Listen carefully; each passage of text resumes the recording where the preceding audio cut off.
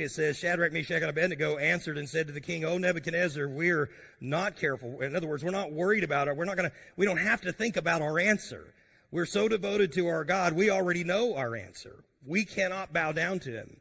And they go on to say, if it be so, our God whom we serve is able to deliver us from the burning fiery furnace, and he will deliver us out of thine hand, O king. But if not, be it known unto thee, O king, that we will not serve thy gods, nor worship the golden image which thou hast set up.